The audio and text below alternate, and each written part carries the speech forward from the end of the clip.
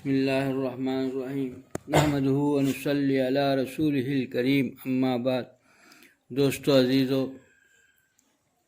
سورہ ہود میں اللہ تعالیٰ بندوں سے مخاطب ہیں، خطاب کر کے فرماتے ہیں کہ جو ایمان لائے اور اعمال صالحہ کیا، اور پھر آگے بات بتاتے ہیں کہ جو اللہ کی طرف جھکے وہ ہمیشہ ہمیشہ کے لیے جنت میں رہیں گے۔ ایمان لائے سمجھ میں آ گیا، اور اعمال صالحہ نیک عمل کرے گا تو رہے گا، لیکن اللہ کی طرف جھکے یہ سمجھنے کی ضرورت ہے کہ اللہ تعالیٰ یہاں کیا فرما رہے ہیں۔ اللہ تعالیٰ فرما رہے ہیں کہ ایک بندہ ہے کہ نیک اعمال بھی کر رہا ہے، نمازیں پڑھ رہا ہے، ذکر کر رہا ہے،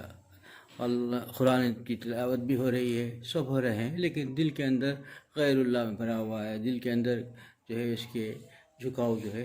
وہ دوسری چیزیں، اور اللہ تعالیٰ نے جس چیز سے منع کیا اس پر جھکا ہوا ہے، تو پھر وہ جو ہے وہ مقام نہیں مل سکتا، جنت میں ہمیشہ ہمیشہ رہیں گے کا مقام نہیں۔ یہ چونکہ اس نے اللہ کی طرف نہیں جھکا، جھکاؤ دوسری طرف بھی ہے، پورا جھکاؤ اللہ کی طرف ہو، چاہے وہ عبادت میں ہو، نماز پڑھ رہے ہوں، چاہے تجارت میں ہوں، چاہے بیوی بچوں کے درمیان بیٹھے ہوں، تو لیکن اللہ تعالیٰ سے دل لگا رہے۔ اب جب بچے کے لیے کوئی بیوی بچوں سے بات ہو رہی ہے تو اللہ تعالیٰ کا حکم ہے کہ بیوی بچوں کے ساتھ جو حسن سلوک کا، تو اللہ تعالیٰ یہ نیت ہو کہ میں اللہ تعالیٰ کے حکم کو، اللہ تعالیٰ کی خوشنودی کے لیے اللہ کے حکم پر میں عمل کر رہا ہوں، تو یہ اللہ کی طرف جھکنا ہوا۔ بیوی بچوں سے بات کر رہے ہیں، ہنس رہے ہیں، لیکن اللہ کے حکم کے لیے کر رہے ہیں، یہ ارادہ اور نیت کے ساتھ اور سوچ کر کے کرتا ہے تو اللہ تعالیٰ کی طرف جھکا۔ وہ عمل کرنے سے پہلے بندہ سوچ لے کہ میں عمل کس لیے کر رہا ہوں، اللہ کے لیے کر رہا ہوں، اللہ کے حکم سے کر رہا ہوں، یہ سوچ کے کرے گا تو اللہ کی طرف جھکنا ہوا۔ اور اس کے بجائے انسان مسجدوں میں بیٹھ کر کے تلاوت پڑھ لیا، قرآن پڑھا، بیٹھ کر کے ذکر کر لیا، نماز کی جو ہے جماعت کے ساتھ پڑھ لیا، اور پھر بازار میں جا کر کے جو ہے نامحرم عورتوں کو، لڑکیوں کو، عورتوں کو دیکھتا ہوا بیٹھ گیا، بد نظری کرتا رہا، تو پھر یہ تو وہ نہیں رہا، یعنی دل اس کا مردہ ہے، اور دل کے اندر غیر اللہ بھرا ہوا ہے، اور دل کے اندر اللہ تعالیٰ کی نافرمانی کی چیزیں بھری ہوئی ہیں، تو پھر اللہ کی طرف جھکنا نہیں ہوا۔ اللہ کے انسان کا جسم جھکا، اب مسجد میں جا کر کے انسان کا جسم جھکا، لیکن دل نہیں جھکا۔ دل اگر جھکتا تو پھر وہ باہر جائے تو وہی حال ہوتا۔ اللہ تعالیٰ وہی چاہتے ہیں کہ دل جھکے، دل کی طرف سے دل کا جھکاؤ اللہ کی طرف ہو جائے۔ دل جب جھک جاتا ہے نا، کچھ نہیں ہوتا، کہاں بھی جائیں، بیٹا کے پاس بیٹھا ہوا ہے، بیٹا جو ہے VCR اور TV مانگ رہا ہے، رو رہا ہے، اور یہ ہرگز نہیں دے رہا ہے۔ اللہ تعالیٰ کے خوف کی وجہ سے اللہ تعالیٰ نے منع کیا ہے۔ بیٹے کی محبت بھی ہے، ایک ہی بیٹا ہے، پیارا بیٹا ہے، اگلوتا بیٹا ہے، اور کوئی اولاد نہیں، بیٹی بھی نہیں ہے، صرف ایک ہی بیٹا اللہ نے دیا ہے، اور وہ TV اور VCR کے لیے ضد کر رہا ہے۔ اللہ نے خوب مال دولت لی ہے، لیکن اللہ کے ڈر سے، خوف سے اگر یہ بیٹے کو TV نہیں لے کے دے رہا ہے تو اس کا مطلب اس کا دل اللہ کی طرف جھکا ہوا ہے۔ ایسا نہیں ہے اگر عبادت کر لیا، باہر جا کے گناہ بھی کرتا رہا، گناہ کے کام ارے تھوڑا سا کر لیا جائے کوئی حرج نہیں، اب تھوڑا سا کر لیا جائے حرج نہیں، اور توبہ کر لیں گے، یہ سوچ کے جو گناہ کرتا ہے، یہ اللہ کی طرف اس کا دل کا جھکاؤ نہیں ہے، غیر اللہ اس کے دل میں بھرا ہوا ہے۔ دوستو عزیزو، ایسا دل جو غیر اللہ سے بھرا ہوا ہے، اس سے کیا فائدہ ہوگا؟ اسی کے لیے اللہ والوں کی صحبت ضرورت ہے۔ ہم سمجھتے ہیں کہ کیا ہے ضرورت ہے، عام طور پر دماغ میں یہی بیٹھا رہتا ہے، ایسی بات نہیں ہے، چونکہ دیکھو یہ دل کی درد محبت، اللہ کی محبت جس دل میں آ جائے اس کی زندگی بدل جاتی ہے۔ لیکن اس کے لیے کیا ہے، بڑی پیاری بات حکیم اختر صاحب رحمۃ اللہ صاحب بڑی پیاری بات فرماتے ہیں کہ درد محبت، اللہ کی محبت کا درد کہاں ملے گا؟ کہیں ملے گا؟ دل پر آئے گا۔ اللہ کی محبت کی جو ہے چاشنی، اللہ کی محبت کی دل میں آئے گا، لیکن آگے بہت پیاری بات فرماتے ہیں کہ دل میں آئے گا اور دل سے آئے گا، دل میں آئے گا اور دل سے آئے گا۔ یہ بات بڑی پیاری بات ہے کہ دل سے آئے گا، دل میں آئے گا تو ہم جانتے ہیں دل سے آئے گا، اس کا مطلب کیا ہے؟ کسی اہل دل کی صحبت میں رہے گا تب آئے گا۔ جب اس کے اندر اللہ کی محبت کے چنگاری جلانا چاہتے ہو تو جو پہلے سے اہل دل ہیں ان کی صحبت کی اختیار کرو گے، دل سے دل میں آئے گا، اللہ تعالیٰ اس دل میں آئیں گے تو دل اس قابل بنے گا، غیر اللہ سے پاک ہوگا۔ کتنی پیاری بات فرما دی کہ دل میں ہی اللہ تعالیٰ آئیں گے اور دل سے آئیں گے، کسی دل کے صحبت میں رہو گے تو اس صحبت کے رہتے ہوئے آہستہ آہستہ دل اس قابل ہو جائے گا، دل کے دنیا بدل جائے گی، اس کے دل اس قابل ہو جائے گا کہ اللہ تعالیٰ کی جو ہے محبت کی چاشنی اس کے دل میں بھی آ جائے گی، اللہ تعالیٰ کے جو ہے وہ محبت کی چاشنی آ جائے گی اور انوارات کو دل میں محسوس کرے گا، دل میں آئے گا، خدا دل سے آئے گا کسی اللہ والے کے، اسی کے لیے تو خدا خود فرماتا ہے کونوا مع الصادقین، سچوں کی صحبت اختیار کرو، اس کو پانا چاہتے ہو، اس سے بڑھ کر کیا چیز ہو سکتی نعمت، لیکن ہم وہ نہیں کرتے۔ ہمارے دماغ حکیم الامت حضرت اشرف علی تھانوی رحمۃ اللہ سے بڑی پیاری، وہ تو جو ہے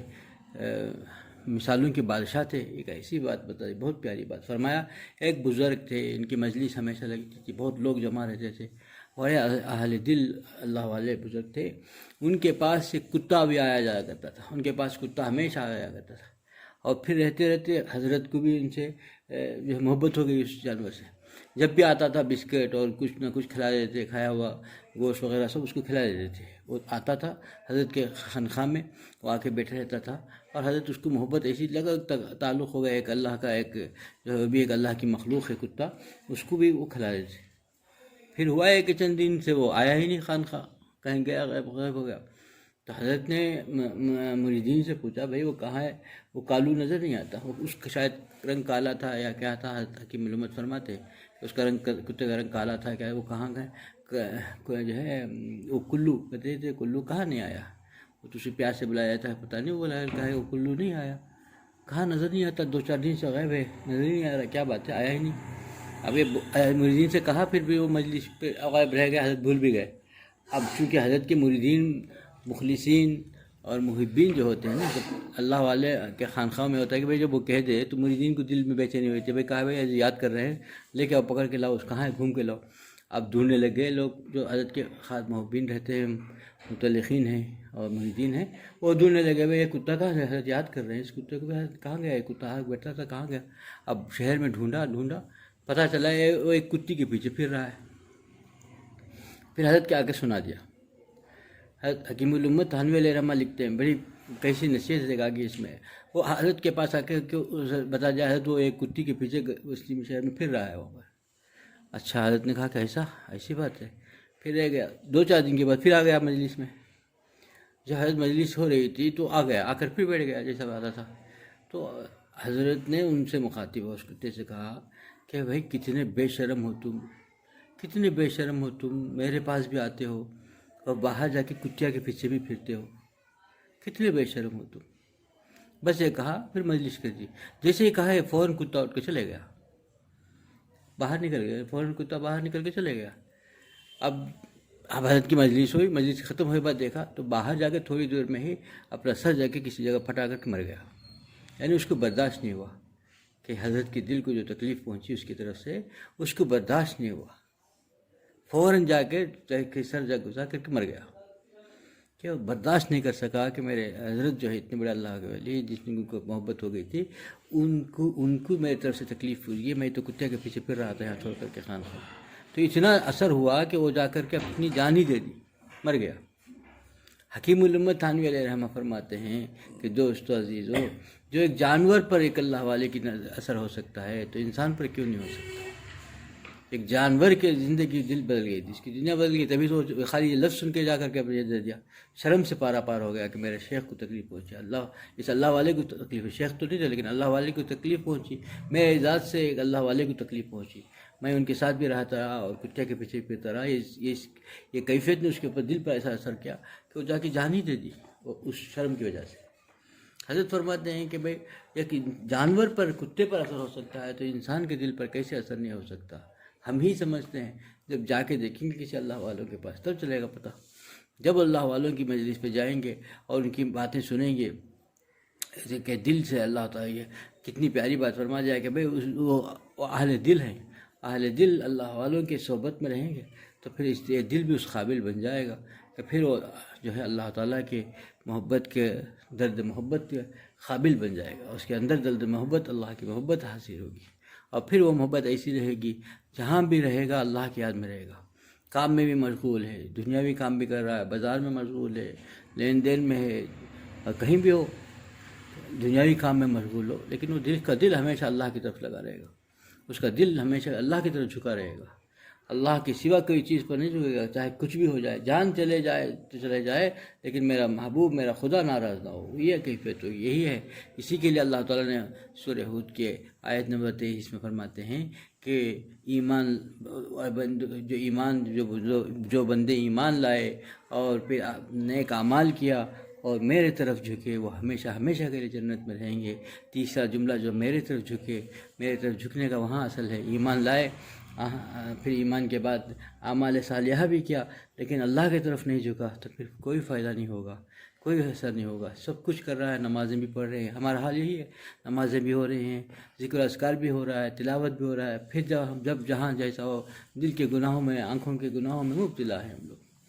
ہمارا دل اللہ کی طرف جھکا ہوتا تو پھر کہیں بھی ہم سے گناہ سرزد نہیں ہوتا۔ ہمارا دل اللہ کی طرف نہیں جھکا، غیر اللہ کی طرف بھی جھک رہا ہے، تو پھر ہم کامل نہیں ہوئے۔ اگر یہ ایک اور بھی ہے کہ بھائی نہ ہمارا دل غیر اللہ کی طرف بالکل نہیں جھک رہا ہے، لیکن اللہ کی طرف بھی نہیں جھک رہا ہے، بالکل نیوٹرل کھڑا ہوا ہے، یہ بھی غلط ہے، اس سے بھی کوئی فائدہ نہیں ہوگا۔ اللہ کی طرف جھکے، اللہ تعالیٰ یہ فرماتے ہیں تب میرے پر جھکے، خدا کی طرف، تمہارے رب کی طرف تمہارا دل جھک جائے، تب تم کامیاب ہو گئے۔ تمہارا دل جھکنا چاہیے، دل جھکنے کے لیے ہی، اسی کے لیے دل میں خدا آنا ہے تو دل سے آئے گا، دل میں آئے گا اور دل سے آئے گا۔ کسی اللہ والوں کی صحبت کو اختیار کرو گے اور ان کے دل کو اللہ نے اس قابل بنایا تھا، اپنی محبت کی چاشنی دی تھی، تو ان کے پاس جا کے بیٹھو گے تو یہ بھی اس قابل بنے گا کہ یہاں بھی اللہ کو پا سکو گے۔ اللہ مجھے بھی اس پر عمل کی توفیق عطا فرمائے، آپ لوگوں کو بھی اس پر عمل کی توفیق عطا فرمائے۔ وآخر دعوانا الحمدللہ رب العالمین۔